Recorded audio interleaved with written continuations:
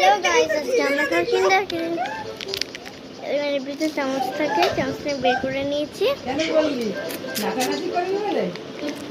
না এটা ঠিক না।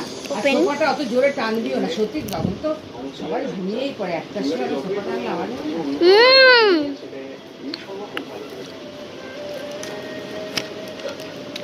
মিল্ক, কোকো পাউডার, কটা লোকের সঙ্গে দেখা হলো? কোকো পাউডার, একটা দোকান খোলা নেই কিচ্ছু, শুধু বুলা ধান। আরে একদম না, ওইদিকে তো রাস্তা বন্ধ মা, অটো ঢুকবে না, সারাই হচ্ছে রাস্তা। আমরা এইটুকু পথ আস্তে আস্তে চলে যাবো। হ্যাঁ চলো।